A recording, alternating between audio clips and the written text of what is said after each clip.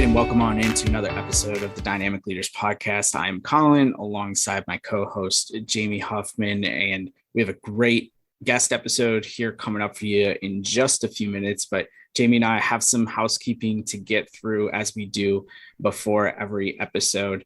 And by the way, before we get going, your housekeeping, if you like the show and you want to be nice to us, please take some time to leave us a rating and review on Apple Podcasts. I'm not even going to say leave us a 5-star. You can leave us whatever rating you want in terms of that, but it really does help us find other people, and it helps other people find us. That's the way algorithms work in the podcasting world. So if you have a minute and you can do that for us, we really appreciate it. This podcast, as always, a lot about leadership, a lot about wellness, sports, kind of a mix of everything, entrepreneurship. So if you like any of those topics, you're probably going to find what you're looking for in one of these episodes, if not today's episode. But Jamie, it has been a crazy couple of weeks. I know you have a lot going on for your business, and maybe that's going to lead us into our big wins. But I'm going to jump the gun here and talk about my big win before I let you talk about yours. I just got done with a full week, Monday through Friday, of being a single dad while Christine went on a work trip out to Seattle. I did not do it alone, obviously. We have a nanny who comes part-time, actually should be starting full-time by the time this episode comes out. And then my brother, my youngest brother, Tim, still lives with us and was able to help out a little bit when the nanny wasn't here. But it was a reminder last week of how you need to have your eyes constantly glued on a little one. And I can imagine it is something that you go through on a pretty regular basis with your puppies. So it was just so funny. You know, like Stella is great. Like, she's really not that difficult to take care of overall, but like the fact that, you know, any little thing could, you know, she could get hurt. She could, you know, put her hand somewhere that's not supposed to. And, you know, you just like always have to be on. Whereas like when my wife is home, I could split that responsibility a little bit and we could, you know, take breaks and catch up. So by the time 7:00 came around every single night, I was just like, I don't want to do anything except sit on the couch and watch TV because I am exhausted. A couple of nights, I think I went to bed like before 9:00. So I'm going to count that as a win that I got through the week. Stella is still alive. No injuries were reported, and she's pretty happy. So that is a huge accomplishment. I think about it all the time with the puppies. I'm like, I don't know how people do it. I know it, like, I think puppies are a lot of work, and I can't even imagine a child is just so much more responsibility. So good for you. That is awesome. So yeah, my big win of the week, I want to say stuff that's like business related, but no, my biggest accomplishment this week is that I hired a TaskRabbit organizer, not one of these like fancy organization companies that cost a lot, but I found this girl on TaskRabbit to come help me organize my home. And we just did the puppy room this morning and like had all the stuff. We took everything out, put it in the middle, and found places for everything, and truly deep cleaned and organized. And I feel like a whole new person. So that is my big win of the week. I have never been like the cleanest, most organized person. I'm like not dirty, but I'm messy. So I'm really hoping with this new house, I can kind of get a system in place so I can learn to be a more organized person, but especially running a business out of my home. It's been driving me nuts trying to unpack and do all that and organize. So she was such a huge help. And I feel like I accomplished, like, I feel like I just climbed a mountain. Like it's Sure. So nice to get that done. That is so cool. So what did she just come in and like takes a look at your house and is like, okay, here's what we can do? Like, is it literally like that? Like she just walks in and starts doing her job? Pretty much. Like, I explained a little bit about my goals for organizing and why I wanted some help. And then she was like, all right, my approach is I just take everything and put it in the middle. And I was like, okay, but like, that's a lot of stuff. But she was so right. That was definitely the best way to do it. So I could really see what I have and organize it and put it in files and then find bins for everything. So yeah, we kind of assessed the house and decided which room to start with. But since the puppies are in the puppy room for the most part, it made more sense to start with that one and get where I work primarily kind of organized first. And that's what we did today. So she's coming back on Thursday. I can't wait. Wow. What a visual mind you must have, like being able to visualize like put everything in the middle and then see like, oh, that would fit there and this could work there and everything. Like I don't know if I can do that. Oh yeah, I couldn't have done it without her. I have been so overwhelmed. Like I'm just like, I look around like I don't know where to start. So I guess I just won't start. So Right. it was a lot of moral support on her end too, getting me kind of motivated to get it done. Sure. She was great at that. Well, if it makes you feel any better, the way that rooms end up coming together in my mind, at least, is I'll have them one way for a long time. And then like after, like a year or so, I'll be like, I think maybe that'll work better over there. Like I have to literally be in it every single day. Like I can't just like walk in and start doing it. In fact, this room that I'm in right now, last week, part of what I did, like when Stella went to bed one night, I had a little bit of energy as I rearranged it. So like you can kind of see behind me if I move. So this whole area right here, right behind me, and then obviously nobody can see this who's listening to this right now, but the whole area behind me was full of boxes and just crap and everything. And essentially like what I've realized is like one half of this room is technically my office, the other half of the room is technically the guest room. And it's nice like when we have guests that even though there's not a door or anything, separating us, like I could just put my headphones in and have my desk and kind of clean area, and it looks nice now and everything. The biggest thing was the boxes are boxes of books and notebooks and things that I need to get better about selling. So if anyone's listening to this and wants to buy a copy of an Amazon bestseller, just hit me up and I will get that to you because I have plenty of copies. So it's now motivation. I've moved them onto the couch at the far end and I'm like, I have to walk by this pile every single day. And I just wanted to get smaller. And the only way to do that is by selling them. So yeah, that's awesome motivation. Yeah. So if it makes you feel any better, like I said, that it takes me forever to visualize how I want things to turn out. And I think that ends up making more work. So what you did was probably very smart. Yeah, and I'm sure you feel the same kind of feeling I feel like once it's done, it's amazing. Like I feel so accomplished now that it's been done. Yeah, absolutely. Well, let's get into our lead-in segment here then with our featured guest, who is Adele Jackson, sports writer, wellness guru. And we spent a ton of time when I got done speaking with Adele for this interview, Jamie. I was rethinking so many things, but particularly, like I told you offline, I was rethinking my approach to wellness in general. And like some of the things that stood out, and I don't want to ruin the conversation, but just how wellness can almost become, a chore in itself. And it's almost like a, it's kind of like Christmas where it's become commercialized and people try to take advantage of you. And in general, one of the things that Adele really helped me figure out in the course of our conversation was how to reframe some of the things that I was trying to do. And I thought we could share, you and I, one thing in our life that we've had to reframe from a wellness perspective, because I know we both focus on it quite a bit. The thing for me is meditation. I have tried forever to do it. I really want to do it because Jerry Seinfeld does it and I'm the same Enneagram number as him. And I love Jerry Seinfeld. And I'm like, well, if he does it and he's been doing it since like the 1980s and he does it like twice a day, then I could do it for like 5 minutes. We had this wellness challenge at work and I thought I was going to be, like all into it and everything. And it just became a chore. Like it was so hard. I didn't feel like I was any more relaxed coming out of it. And when I was talking to Adele about it, she's like, well, maybe because I was like, my thoughts are, my mind is racing. I have thoughts like going through my head. So I don't feel relaxed. Like I don't feel zen. Isn't that the point of meditation? And she's like, well, what if your version of meditation is to have your thoughts run and just see like where that takes you? And I was like, that's interesting. I never thought of that before. Like I've been trying to suppress my brain to just like clear these thoughts out of my head when, maybe it's just saying, okay, you're taking like 5 minutes for me to actually clearly think for the first time all day. And I had never thought about it that way before. So this just happened last week, this conversation. I am freshly into this whole new process, 5 minutes a day. Like I said, it's not a huge time commitment, but I do already feel a little bit of a difference not feeling guilty about not being able to go quiet in my brain. And I think that mindset shift has really helped me in one area of my wellness. How about you? Anything come to mind for you? Yeah, but I also love what you've said about that. I've tried to meditate before and I had the same thing. Like I just could not get my mind to quiet down. So that is a really good way to think about it because I'm doing a million things during the day, but don't like sit down and clearly think about stuff. So I might try that.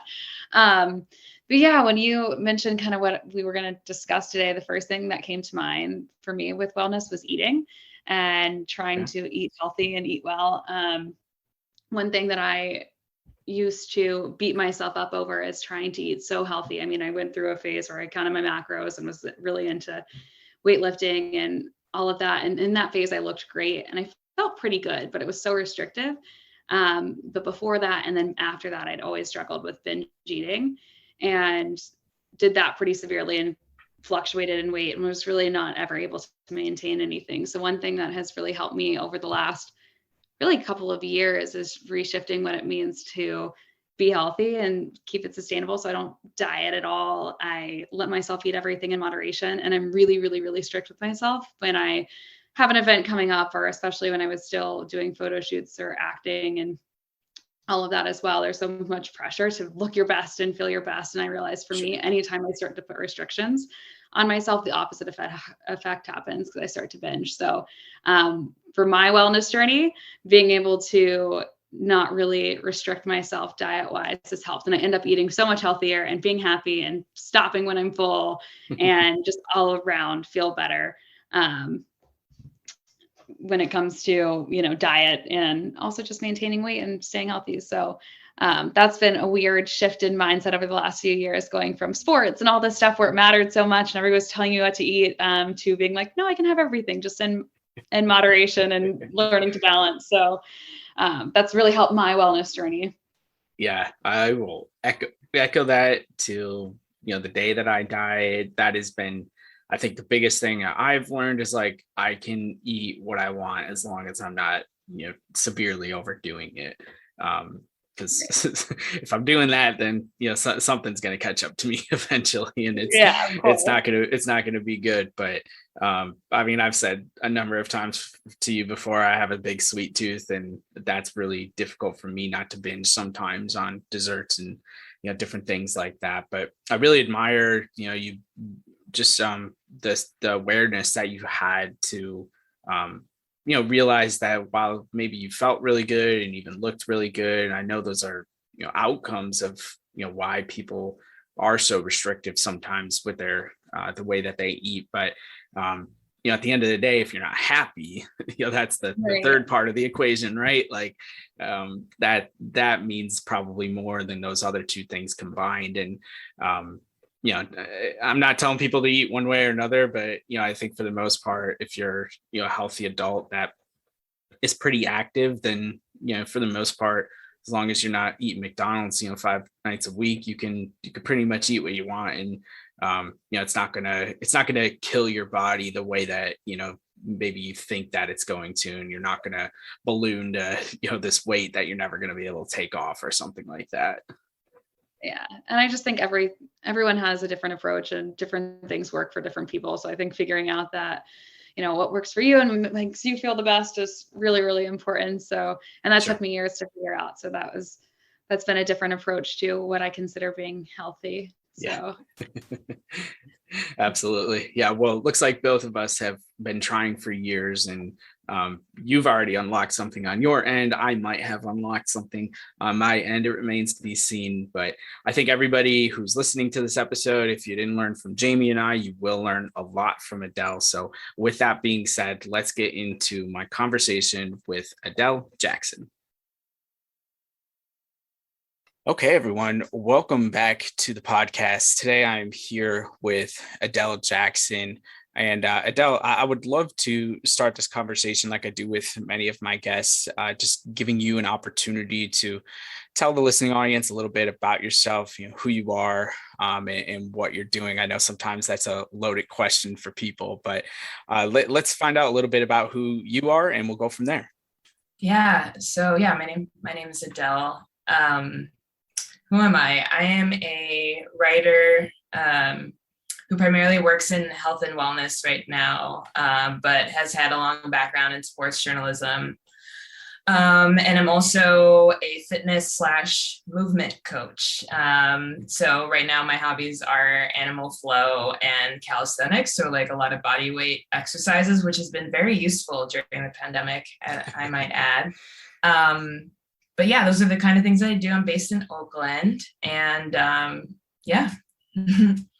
So we'll definitely get into a couple of those topics that you just mentioned. But I'm curious, getting into sports journalism, did you have an athletic background growing up? Like, was sports something that got you onto that track? Yeah, so I grew up playing soccer and running track. I did both in college. I played at Yale and ran at Yale. Soccer was my first like passionate love, in the sense that like I thought that's what I wanted to do professionally. Some injuries kind of got in the way of that, and I kind of pivoted. And yeah, track was also a love of mine, but didn't think I could become the next Allison Felix, so that was just for fun.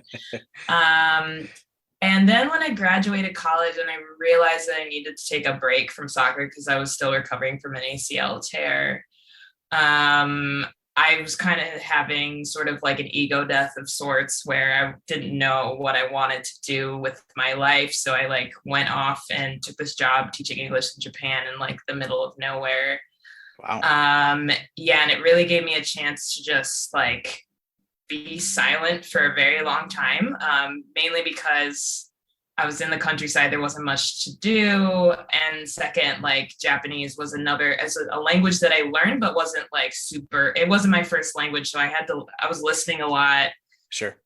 Just observing a lot, and just kind of taking myself out of the conditioning I had growing up in school and even in sports about, you follow this path and you're successful, you do this, you do that. And it's just kind of like a straight line kind of thing, not really being in touch with my own inner voice, really. And I was on Christmas vacation for my teaching job in Sydney, Australia, of all places. And I was still kind of training to play professionally. And I woke up one morning, and Sydney is just like gorgeous. There's like absolutely no reason to like, skip a workout or like even just go outside and just move. But like one morning I was like, I just don't want to do this. Like sun shining, freaking like, birds are like beautiful songs. I'm like, it is the most beautiful day outside and I freaking don't want to train. What is going on?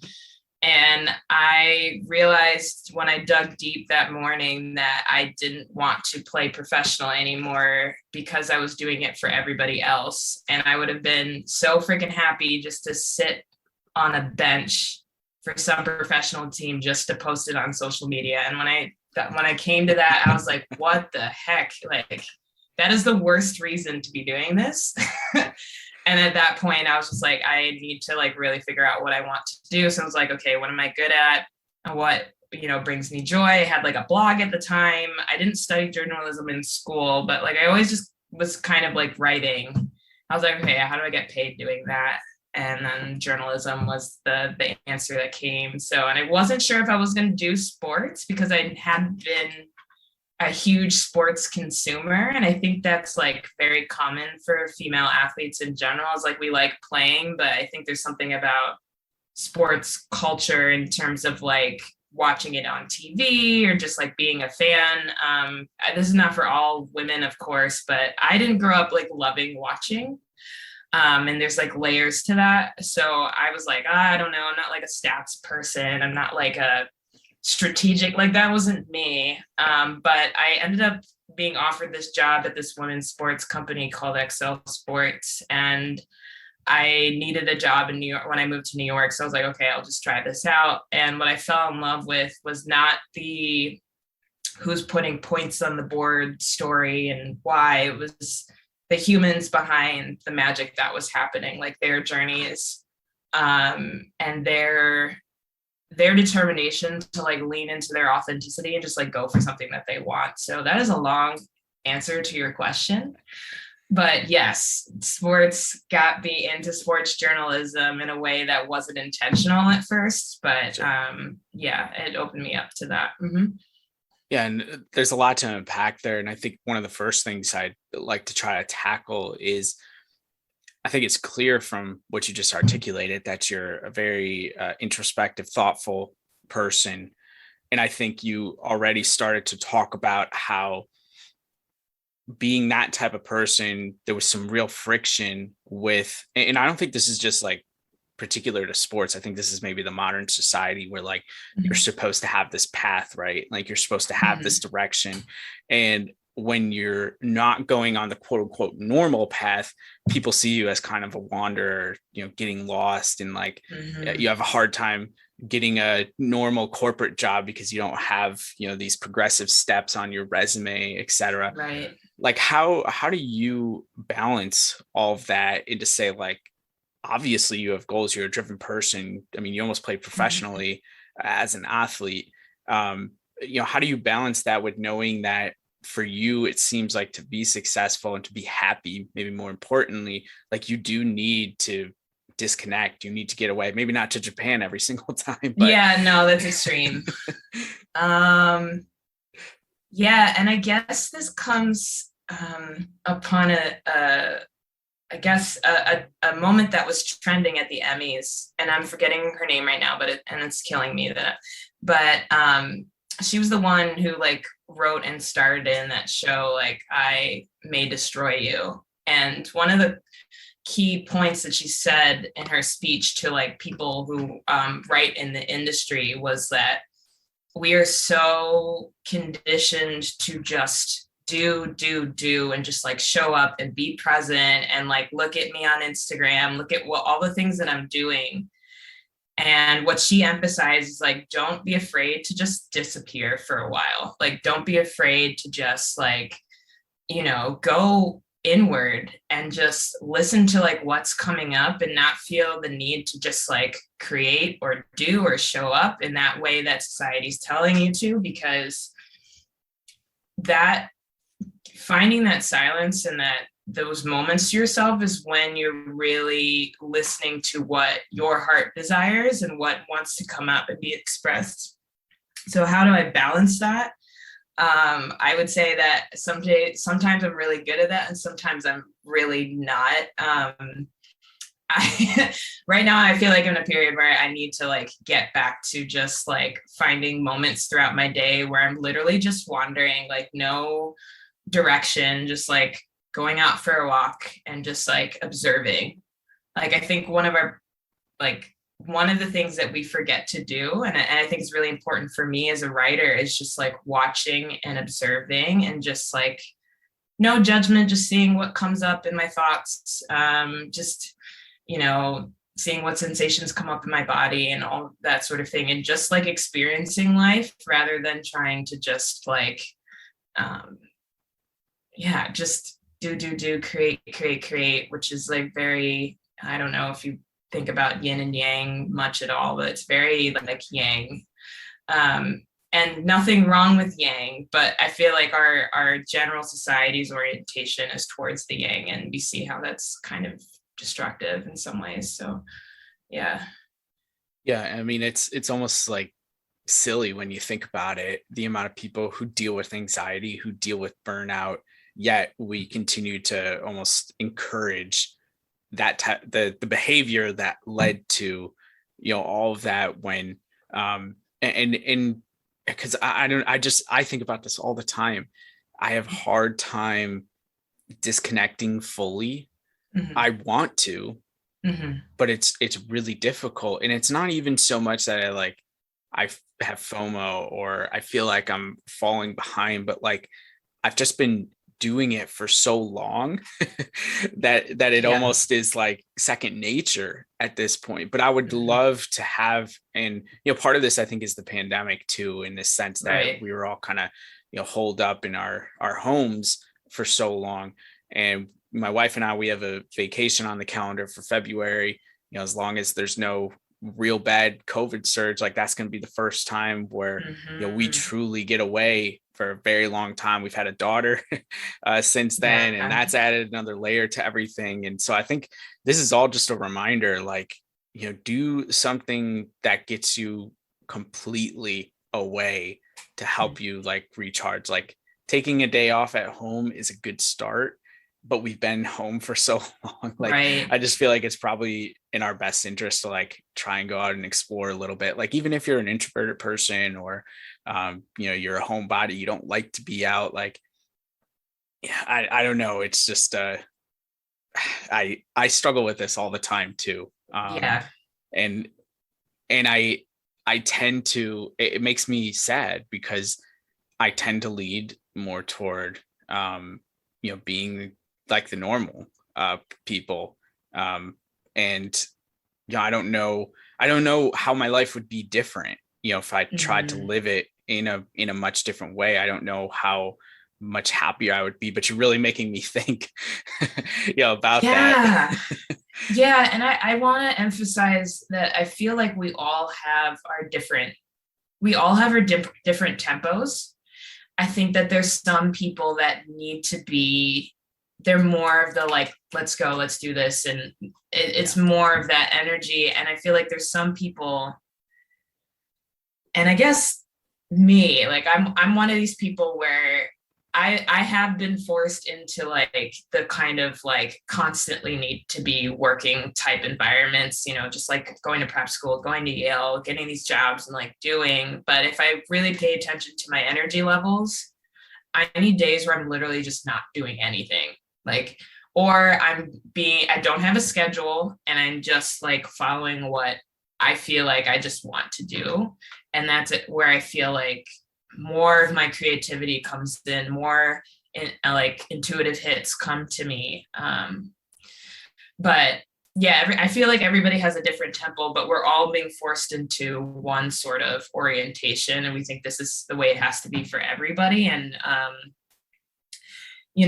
I find that, the rates of like, anxiety, sort of depression, and I'm not necessarily talking about like the really tough clinical stuff, but the fact that a lot of us are experiencing that, especially now, is like a completely natural reaction to the way that our society is oriented. It's just like, right. It's just how it is.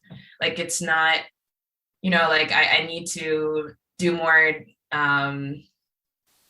take more bubble baths, or I need to take this supplement, or I need to do this. It's like, yes, those things can like help and support. But if we're not looking at like the whole sort of like structure of how we live our lives, then, self-care is just mainly another vehicle for consumerism in some ways. Sure. And also could feel like a chore. Anything. I feel that way with meditation. Yeah. Yes. I try to, especially because I love Jerry Seinfeld, and Jerry Seinfeld has spoken so much about how it's helped him. And I have tried for years, and I'm currently in TM? I don't know. Okay. Yeah. But we're doing a wellness challenge at work right now. And I was like, okay, this is going to be the motivation and the turning point for me. But it's almost like you said, it feels like a chore right now. Like, I don't feel like I get anything out of I only do it for like 5 or 10 minutes. So it's not even like I'm taking a whole lot of time out of my day. Yeah. And maybe that's part of it. Like, I need to invest into something where it's a little bit more structured, because I tend not to be, like I said, be able to disconnect. And I have a lot of thoughts going through my mind and everything. And so it's not really relaxing at the end of the day, but it's that's a really great point, that it almost seems like a chore when you're trying to do the things that are quote unquote supposed to make you healthy, make you feel better. And it just doesn't feel great. Right. It's like, what is the intention behind what you're doing? Like, are you treating it like work? Yeah. And then maybe this might help with you in terms of just like sitting in meditation and just like having all these thoughts come up. I think that the stereotypical image of like a meditator is like being a monk on some mountain somewhere and just being completely zen, and all that's happening is just like rainbows and lights just like floating in your head or whatever. I think there's a bunch of different techniques of meditation, but I think what I've learned is that your mind is just going to do what it's going to do. I'm wondering what would happen for you if you just let those thoughts like run. Just like let them go, and just don't get so caught up in like oh, I'm thinking too much. My mind needs to be empty and like resisting it, because like that resistance builds more resistance and judgment. And if you just observed it, like it was like a movie screen and it's just like a show, and just like, oh, that's interesting. Oh, that's there. Yeah. That's cool. I'm wondering if that would loosen that up a little bit for Sure. you. I don't know. Yeah, it's an interesting perspective. I'll try it tomorrow. It's definitely worth a shot. So I appreciate that. And I'm curious, this similar, but hopefully a little bit different. You are a high performer, not by nature. Obviously you work toward that, to get to Yale, you almost play professional soccer. But you also have a creative mind. And there could be a lot of clashing between that as well. Do you use like your wellness background and that knowledge to kind of help keep you on track per se, or to help keep you balanced? And, I don't know, maybe necessarily that you're, working. Well, no, I don't even want to say that, because like what you're working at now, even though it's different than what you were working at when you were an athlete, you're still working hard, right? Like you're still working for things. It just looks different. I find that interesting that you find that the creative part would clash with the high performance part. Because I'll say it clashes for me then. Okay. Because and I love my creative side. I will say that. Right. Because I don't know where I want to go with this, but I find that like everything I do is a creation. It just everything from like choosing the clothes that I want to wear for the day, to like what breakfast I'm making, to like actually what I'm writing is creative. Now there's certain things that I have to do to pay the bills that are less like flowy, if you will, like less kind of like my own expression. Sure. But I'm still creating, and I'm still asking myself, okay, like where's me in this piece, or like where's me, like how do I want to say this? So I think the way that I've been using my sort of morning practice, and I'm trying to get my evening practice on point. I have this habit now where I like kind of watch TV before I go to bed, and I'm trying not to do that. But yeah, what I'm trying to do is realize that when I'm more centered, like if I've done meditation, or if I've done morning journaling, or taking a walk, or even just like exercising in the morning, when I feel more centered, I know that like what comes out when I'm writing, or just the way I move about my space is just like more authentically me. And I know that I can trust more in what I'm doing, and I guess perform at my best. So performing at my best to me is like being tapped into my own inner sense of wisdom, and my trust in myself that what I'm doing is me, and what other people need from me. Sure. Yeah. Hopefully that makes sense. Yeah, it does. And sticking with the wellness and understanding that a little bit more, I was thinking to myself, so you had mentioned working out in the morning. This is what triggered this thought in my mind. I think by nature, I'm a very anxious person. Like I had a lot of issues with it when I was younger, like in elementary school. And obviously that was a long time ago, and just mental health and, all those things were seen a little bit differently, and supported a little bit differently.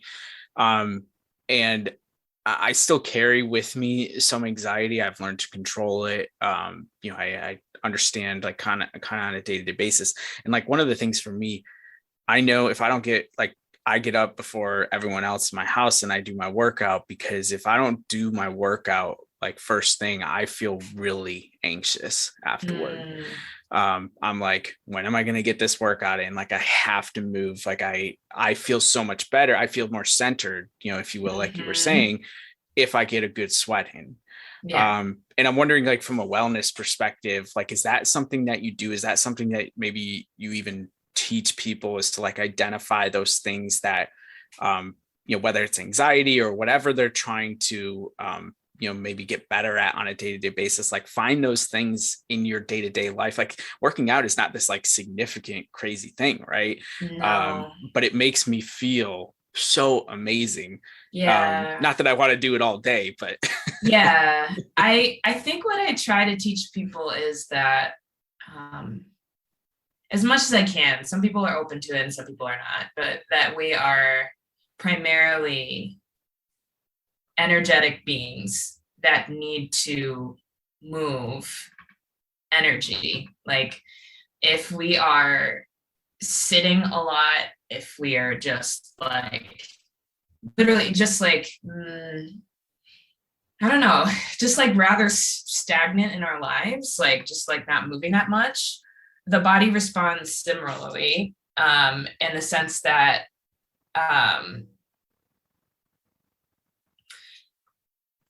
basically our body thinks that we are not living, we are dying in some ways. Makes sense. And that can show up in a lot of different ways. But anytime we take the time to move our bodies, and it doesn't have to be like in the gym, like lifting weights or like freaking running marathons, because I think the fitness industry is convincing everybody that if you're not doing CrossFit, you're not fit.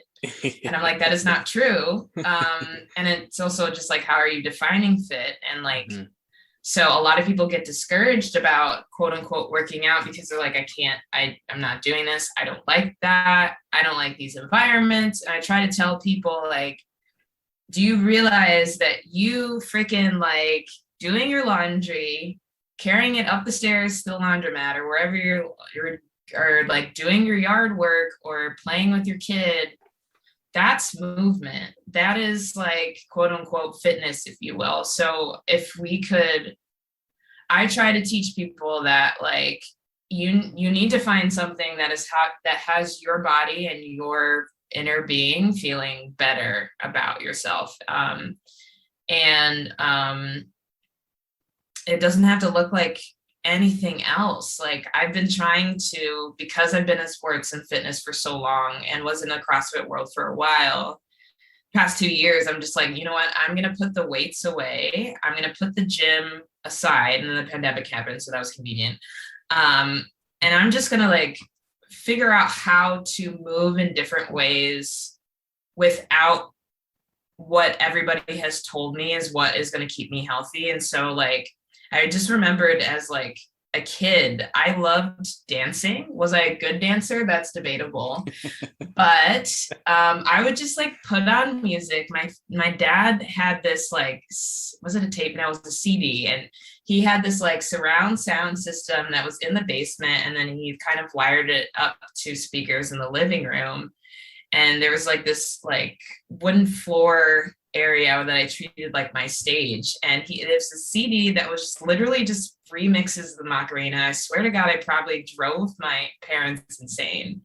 But I would just like freestyle to the Macarena for like hours. And I was like, that was like my movement back then before I started sports. And I was like, why don't I do that anymore? So like just yesterday I was doing this at the gym before I was teaching classes, just like letting my body move however it wants to.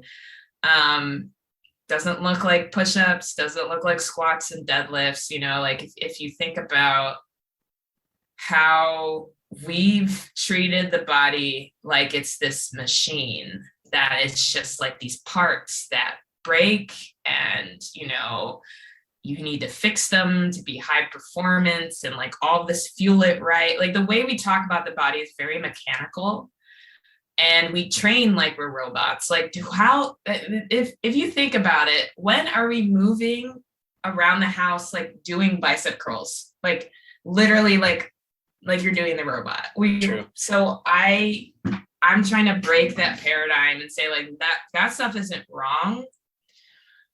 But if we found some more flow in our bodies, I'm wondering how our bodies respond in terms of like some of the aches and pains that we typically experience. I wonder if we'd feel a little bit more freedom just generally and expression in every area of life if we just allowed ourselves to just like move in the way that we feel called to. So that to me, I think helps me with my anxiety, with my sort of depressive spells, all that. Just being able to express, so. Yeah. I do wonder. I'm glad you took it toward the end there about, just being expressive of who you are and how often, like, whether it's, literally like you're talking about in the way that you move, or it's in your thoughts, or it's in the way that you speak to other people, like how many of us are filtering what we do because we're trying to fit into this box that society says is, this is what it is, versus right. We all are so unique, even though there's so many people and we've been around on this earth for so long, like we are just this special person. Each of us has it in us, and it takes work to get there. I think that's what you're pointing out, is like you have the ability to get to a place where A, you're more confident in yourself, B, you're more comfortable with yourself. But it, because of the way that maybe our upbringings are, you have to kind of work to break that condition that you're all in. Otherwise you'll just kind of, go through. And, I think about this all the time too. I'm like, maybe there's nothing wrong with that. Maybe I'm the crazy one. Like maybe people do just want to be aimlessly walking through life or have a normal, kind of vanilla life. I think about that all the time. Have you ever had a thought like that? Yeah, I mean, I feel like, I don't know, what is vanilla? I feel like, there's some people that I feel like will not wake up to sort of the conditioning that they've been in, and will not see the areas in which they can break out of it or try, because it's like much easier to stay in their own it's much easier to stay in the box, because no matter how painful it is, that pain is familiar. Sure. And God, like, I don't want anything different than that. Like, I know how to handle this pain. I know how to handle this struggle. I know how to, the walls of my box are really nice. Like, let me show you my living room in this box, kind of thing, and that's not a judgment, because I feel like we all on some level are that. And I do feel like everyone is on their journey to undo conditioning. Everybody is at some level, because, we all have ideas of what we don't like and what we don't want. And we all are slowly like making shifts to like change that as best as we can. And it's not a linear process. It's very just like, spiraling and like going ups and downs and all sort of regressions, progressions, whatever. But that's like what it means to be human. I think we've chosen this experience to be, I don't know why, but it's my theory that we've chosen this experience of conditioning to learn how to break from it and remember who we are. I don't know why, but we've forgotten in order to remember. I don't know why. Sure. Yeah. Good question. I don't have the answer to it either, unfortunately. I do want to pivot to, talking a little bit more about your writing then. So this what you're currently doing, correct? Yeah, so I write for Prevention Magazine and Good Housekeeping Magazine currently, and I'm a consultant with them, but I'm also a freelancer. So I've worked with Nike recently, and mainly it's in health and fitness right now. I did finish a multimedia book on my experiences with soccer growing up and like going to the Women's World Cup in 2019 and what that's meant for me. And yeah, so that's kind of where my writing's at right now. Very cool. And so one of the questions I always think about with writers, and there's a lot of them out there, and I encourage people to keep working at it. I mean, writing's one of my favorite things to do. But the ones who get paid are usually the ones who know how to make an impact with their writing. And I'm wondering, how you go from, having an idea about something that you want to write about, let's say in the wellness industry, right? How do you go about structuring something that you put together to have the details that it needs to give the information, but also make the impact? Because I feel like those are two different things, right? Like you could have a lot of details and it could read like a textbook, or you could write it in a way that truly moves you and makes you think, and I imagine that's probably what you're trying to do in most cases. Yeah, I mean, I guess in the magazine industry in particular, one thing that I try to keep in mind is because, science can get really just like dry and just like, what the hell am I reading kind of thing. Sure. Is to imagine that I'm talking to a friend or a sister or somebody, so that when I'm writing the voice, it's more like, hey, girl. Like, did you know about these acne products that you should try kind of thing, that kind of thing. And those aren't, I'm being honest, like those types of articles aren't like my favorite to write. I do like talking more about the human experience. And so that naturally just comes across as more relational and more from my individual experience and connecting it to other people's. So I think that and getting information across, I think it really stems from the interviews that I do and just like having it feel like more of a conversation rather than it being like a list of facts kind of thing. Sure. Yeah. Is there anything in particular, you talked about the multimedia book that you put together and some of the recent ventures. Is there anything that, is kind of on the dream list of what you'd like to write or who you'd like to write for here in the future? Right now, I feel like Here for the Long Ball, which is that multimedia book that I wrote, was something that's been on my mind for the past like 2.5 years. And it took a lot out of me. I dug really deep into my shadows to write that. And so for the moment, I'm just kind of like, I don't really have like writing goals. Like that was it for a while. Yeah, I really looked at like different intersections of how you can view women's soccer culture, from like beauty politics to like being queer to like being Black to being such a fan of the game, and also just such a like in awe of the international community around it, and holding all of those together in one sort of personal narrative was challenging. I mean, I wrote the hardest essay for me to write was actually on like why Alex Morgan was triggering for me and for a lot of other people in my community.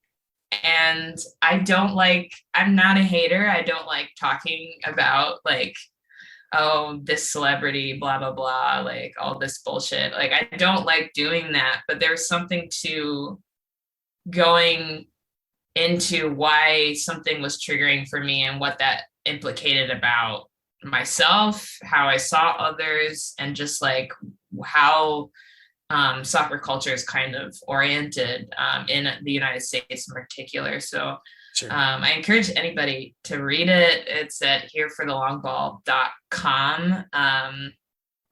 Yeah, I just finished the last essay for it last month. So yeah, but Yeah. Well, I'll make sure I get that link into the show notes. So really easy reference for people.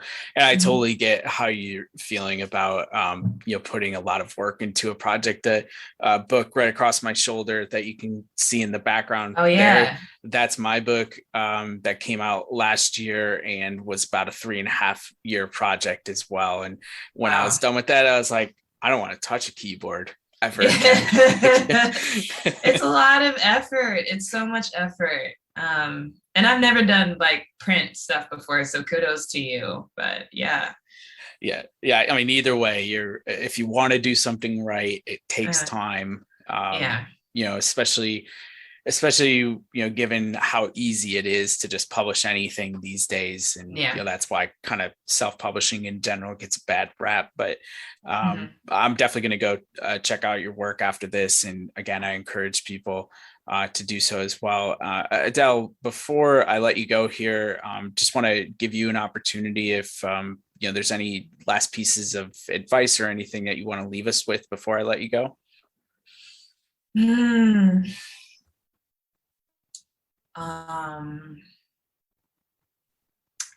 Something really cheesy came to me. Follow your heart. I don't want to say that because it's just like so Disney. But something that I've learned recently is that before we became so fixated on our brains, people in ancient times actually believed that our consciousness was actually in our hearts. And somehow we've shifted all of our attention to thinking. And so follow your heart is actually legitimate scientifically in the sense that like our hearts have this energetic field that actually extends beyond our brains and actually is in tune with information that our brains are not yet conscious of yet. And so I think it's a really tough concept for a lot of people to grasp because we don't really tune into our hearts that much. But I think my advice is like, if you want to plug out for a little bit, if you want to just like not meditate in like the typical sense, but just like sit in silence for a little bit and ask your heart, what is it that I'm desiring to feel today? Or what is it that I desire to do today? You might hear a quiet voice that tells you exactly what it is. And most likely the first few times that you do this, you're going to doubt it and be like, that sounds stupid. This is ridiculous. But if you keep practicing it and you trust it a little bit, you might find that it's leading you in the right direction for the day. You might. This is what I'm practicing. So that's what I invite people to explore, is to get out of your head a little bit more and more into your heart and your body. So, yeah.